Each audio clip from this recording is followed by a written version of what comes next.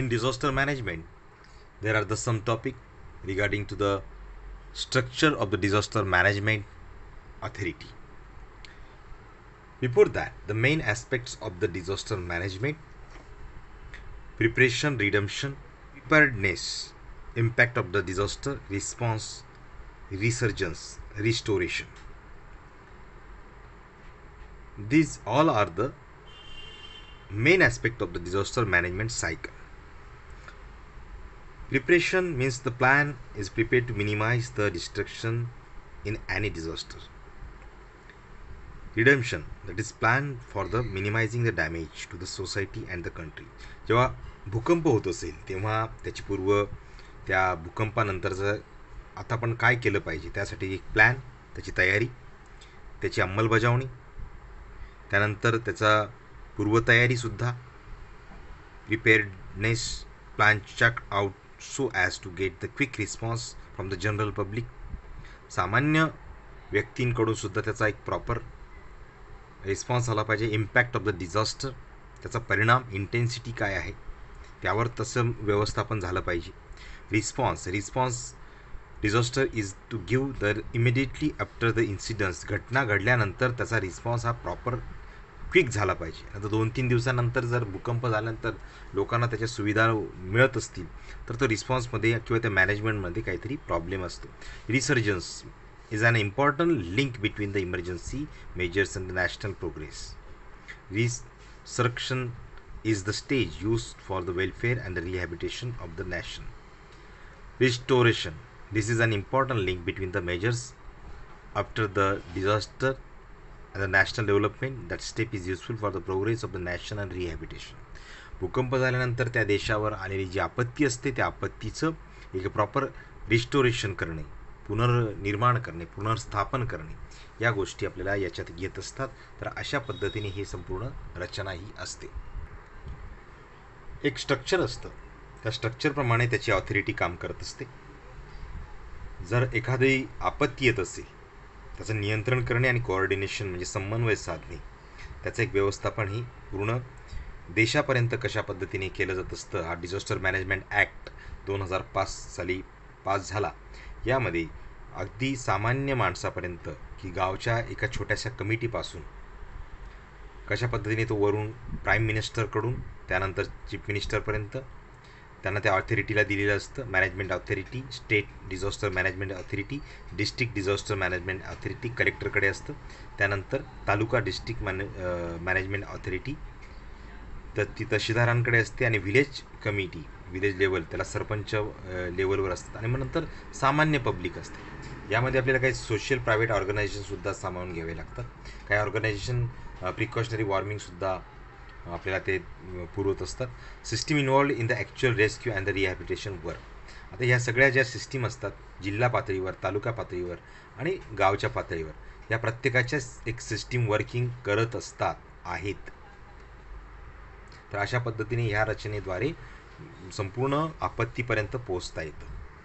आता डिस्ट्रिक्ट लेवलवर जी disaster management authority असते, कारण त्या डिस्ट्रिक्टच्या कलेक्टरला तिथल्या जिल्ह्याची परिपूर्ण खात्री असते, माहिती असते, भौगोलिक रचना माहिती असते. त्यानंतर त्यांच्या आदेशामध्ये संपूर्ण जिल्हा असतो, म्हणजे तहसीलदारापासून संपूर्ण गावच्या सरपंचापर्यंत ते सहज आदेश देऊ शकतात. एवढी ती व्यवस्था असल्यामुळे त्यांच्याकडे ते प्लॅनिंग, कोऑर्डिनेशन आणि कंट्रोलिंग, त्याचं इम्प्लिमेंटेशन म्हणजे राबवणे, रिहॅबिलिटेशनचा प्रोग्रामसुद्धा त्यांच्यामार्फतच मुख्यमंत्री राबवत असतात. आणि प्रत्येक डिझास्टरचा त्याचं ते युनिट हे करू शकतात.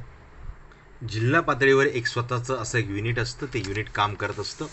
त्या युनिटच्या माध्यमाने आपल्याला म्हणता येईल की जर तिथे आर्मी असेल, एअरफोर्स असेल, नेव्ही असेल, टेलिकम्युनिकेशन डिपार्टमेंट असतील, पॅरामिलिटरी फोर्सेस असतात, त्यांची ती मदत हे जिल्हा पातळीवर घेता येऊ शकते. ती त्या कंट्रोल युनिट असतं, त्यांना ते पूर्णपणे अधिकार दिलेले आहेत. It is responsible for coordinating with the various voluntary organisation for the help of the disaster management. यांना कोणीही मदत करण्यास किंवा त्यांनी मागितलेल्या मदतीला नाकारू शकत नाही, एक लक्षात घ्या. तर काही अनेक ऑर्गनायझेशन असतात, त्या ऑर्गनायझेशनच्या बाबतीत आपल्याला माहिती असू द्या. वर्ल्ड वाईड लेवलवर काही ॲक्टिव्हिटीज असतात, त्यांची माहिती तुम्हाला या ठिकाणी दिलेली आहे. आता तुम्ही न्यूजमध्ये NDRF नावाचं एक नाव ऐकलं असेल. NDRF ही एक युनिट बनवलेलं आहे 2005च्या ॲक्टनुसार डिझास्टर मॅनेजमेंटचं. तर संपूर्ण देशामध्ये हे वर्क करत असतात. ते force of the working in the army. Overall त्याच्या 12 डिव्हिजन्स आहेत. महाराष्ट्रामध्ये सुद्धा त्याचं एक युनिट आपण काम करत असतं. Overall the country with the help of the army in Maharashtra national disaster response force त्याला असं म्हणतात. आणि action through the state reserve police force, राज्याचे राखीव दलाबरोबर पोलीस दलाबरोबर ते संपूर्ण या रेस्क्यू टीमचं काम करत असतात. जिथे दंगल झाली काही असेल किंवा अशा वेळेस पूरग्रस्त असतील, भूकंप असतील, तेव्हा NDRFची टीम तिथे त्या मदतीला धावत असते. कारण त्यांना पूर्णपणे हेच ट्रेनिंग दिलेलं असतं. काही असे सायन्सच्या बाबतीत फर्स्ट एड आणि emergency actions, flammable liquid, flammable gas, explosive हे गाड्यांवर, कारवर याच्यावर लिहिलेलं असतात, मोठमोठ्या टँकर्सवर. तर त्यांच्यावर किंवा तिथे आसपास असणाऱ्या लोकांनासुद्धा या गोष्टीची जाणीव असली पाहिजे. अशा चिन्हांमध्ये काय नेमकं म्हटलेलं आहे. तर या सिम्बॉल्सवरून आपल्याला काही दुर्घटना टाळता येऊ शकतात. बोर्डाला तुम्हाला असे चित्र येतील आणि त्या चित्रावरून तुम्हाला त्याची माहिती लिहायची. कोणता डिझास्टर प्रकार आहे. आगी लागण्याचा असेल किंवा साप चावण्याचा सुद्धा एक चित्र दिलेलं आहे. एका वर्षी यावर विचारलं गेलेलं आहे व्हेरियस डिझास्टर्सच्या बाबतीत आणि त्यांच्यावरून आपल्याला एक्सप्लेन करायचं असतं. आता इमर्जन्सी कंडिशनमध्ये आपल्याला एखाद्या व्यक्तीला जर तो गुदमरला असेल काय असेल तर त्याला कशा पद्धतीने त्याला न्यायची व्यवस्था केली पाहिजे किंवा त्याला श्वासाश्वासासाठी A, B त्यानंतर C पोझिशनमध्ये त्याला उचलता आलं पाहिजे. D पोझिशनवर त्याला या पद्धतीने तुम्ही नेऊ शकतात आणि E पोझिशनमध्ये त्याला अशा खांद्यावर टाकल्यानंतर त्याला या पद्धतीने तुम्ही सहज उचलू शकतात कोणत्याही व्यक्तीला. आणि किंवा अगदी तो चालू न शकत असेल त्याला ह्या पद्धतीनं सपोर्ट देऊ शकतो है ना. ज्यांच्या बाबतीत असेल श्वासाचा असेल किंवा त्यांना आपण काही सपोर्ट देऊन हे करू शकतो. त्यांना काही कापडाच्या सहाय्याने आपल्याला स्ट्रेचरवर त्यांना नेता येऊ शकतं. तर अशा मायनॉर ज्या गोष्टी असतात त्यांच्या बाबतीत जे वेगवेगळे डिझास्टरच्या बाबतीत ॲक्सिडेंट होत असतात, स्टॅम्पेड दंगल होत असतात, काही इंजुरिंग होत असते मारामारीमध्ये किंवा इलेक्ट्रिक शॉक लागणे, जळणे किंवा काही हिट शॉक असतात, स्नेक बाईट असतात, डॉग बाईट असतात, फायर असतात इलेक्ट्रिक सर्किटमुळे. Epidemic of this disease happen around us आणि अशा पद्धतीचे आपल्या अवतीभोवती ह्या गोष्टी घडत असतात. फर्स्ट एड किट याच्यावर तुम्हाला टिप लिहा विचारलं जाऊ शकतं.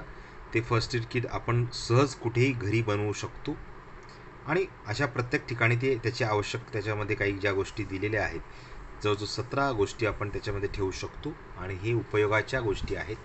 या आपल्याला निदान विचारलं तरी आपल्याला सांगता आल्या पाहिजेत की याच्यात काय साबणापासून छोट्या छोट्या त्या tapes, hand gloves, needles, bandaids, torch, scissors, thermometer, petroleum jelly, antiseptic creams असतील, काही सॉल्वंट असेल ते सुद्धा आपण ठेवू शकतो. मॉक ड्रिल नावाचा एक प्रकार असतो. मॉक ड्रिलमध्ये काय असतं की ते खोट्या प्रकारचं एक तिथे तशा प्रकारची जर अशा डिझास्टरच्या वेळेस त्यावेळेस ते प्रेझेंटेशन कसं केलं पाहिजे, त्यावेळेस लोकांनी प्रिकॉशन कशी घेतली पाहिजे, तसं लोकांमध्ये प्रत्यक्ष घुसून अशा गोष्टी पाहिल्या जात असतात, करून पाहिल्या जात असतात. थोड्या वेळ लोकांना असं वाटत असतं की काहीतरी घडलं. त्यावेळेस लोकांमध्ये दंगल उसळू नये किंवा आता मॉलमध्ये असेल तर तो हॅकिंग झाला काही प्रकार, आतंकवाद्यांनी हमला केला त्याच्यावर, तर तुम्हाला त्यावेळेस तुम्ही काय करायचं, तर तिथल्या पोलिसांना प्रशिक्षण देणे, त्या लोकांना प्रशिक्षण देणे हा सुद्धा हेतू असतो आणि लोकांनाही त्याच्यामधली जाणीव जागृती निर्माण करणे, त्याचा जो प्लॅन असतो तो कसा एक्झिक्यूट केला जात असतो याचीसुद्धा माहिती आपल्याला याच्यातून एक रिहर्सल असते. Mock drill is arrange on a disaster on fire, various school by the fire fighters है ना. एखाद्या ठिकाणी आग लागल्यानंतर तिथे कशा पद्धतीने ते लोक ते विझवतात आणि तेव्हा इतरांनी काय केलं पाहिजे. तर शाळांमध्ये सुद्धा असे कार्यक्रम हे घेतले जात असतात डिझास्टर मॅनेजमेंटचे, सोसायट्यांमध्ये घेतले जात असतात. त्यातून लोकांना हे सांगितलं जातं, दाखवलं जात असतं. त्याच्या ऑब्जेक्टिव्स आपल्याला दिलेले आहेत. तर याच्यातून काय केलं जातं, एक लोकांमध्ये ज्या चुका दुरुस्त्या ज्या असतात त्या आपल्याला काढता येऊ शकतात, पाहता येऊ शकतात. अशा गोष्टी आपल्याला सहज जमू शकतात. काही मेसेजयुक्त चित्र तुम्हाला दिलेले आहेत. त्याच्यातले काही ऑलवेज रिमेंबरमध्ये तुम्हाला डिझास्टरच्या बाबतीत त्याचे जे फोन नंबर्स आहेत त्यांची इथे माहितीसुद्धा दिलेली आहे. यावर सुद्धा प्रश्न विचारले जाऊ शकतात. आपण त्या तयारीत असलं पाहिजे. तर अशा रीतीने या प्रकरणामध्ये आपल्याला जनरल आणि सामान्य ज्ञान आणि जे कॉमन सेन्सवर आधारित असणारे प्रश्न तुम्हाला विचारले जाऊ शकतात. त्यामुळे याच्याही तयारीत आपण राहिलं पाहिजे.